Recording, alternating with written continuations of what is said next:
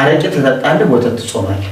ስጋው ነክ ደግሞ ያረክሳል፣ ያገድፋል፣ ነውር ነው፣ ጾም ያሽራል እየተባለ ነው እየተካሄደ ያለው። በጾም ሰዓት ድራፍትና ቢራ እንጠጣለን፣ ወተት ተከልክለናል። አንድ ሰው በኃጢአት ውስጥ ገብቶ ቢገኝ መንፈሳዊያን የሆናችሁ እናንተ በገርነት ልትመልሱት ይገባል ይላል የእግዚአብሔር ቃል ገላትያን 6:1 ላይ። የሰዎችን ግላዊ ስህተት አይቶ ሃይማኖትን ወይም ስርዓቱን መተቸት ይሄ ተገቢ አይደለም። የኢትዮጵያ ኦርቶዶክስ ተዋሕዶ ቤተክርስቲያን ከሚያሰክር ከኃጢአት ነገሮች በሙሉ እንድንርቅ ታስተምረናለች። እኛ ሰዎች ብንሳሳት፣ ብንጠጣ፣ ኃጢአትን ብንሰራ የራሳችን ድክመት እንጂ የቤተ ክርስቲያናችን አስተምሮ አይደለም። ለነገሩ አውቆ የተኛ ሆናችሁ ነው እንጂ ስለ ኦርቶዶክስ ተዋሕዶ አጽዋማት ወቅት ማወቅ መረዳት ብትፈልጉ በገዳማት ውስጥ ያሉ አባቶችን፣ በቤተ ክርስቲያን አቅራቢያ ያሉትን ምእመናንን በጾም በጸሎት በቀንና በሌሊት የሚተጉትን ታዩ ነበር።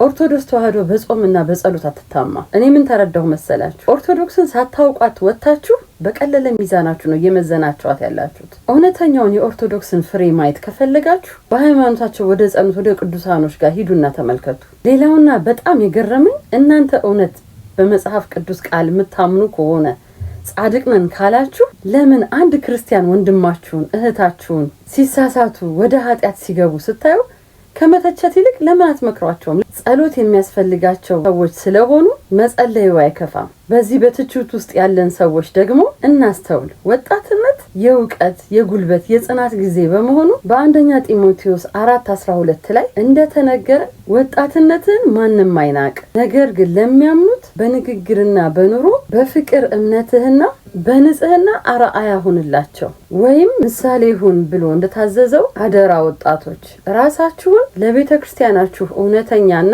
ጠንካራ ፍሬ ሆናችሁ መገኘት ይኖርባችኋል። ክርስትናን በተግባር የምታሳዩ እንድትሆኑ እግዚአብሔር ይርዳችሁ። ለሁላችንም ልቦና ይስጠን።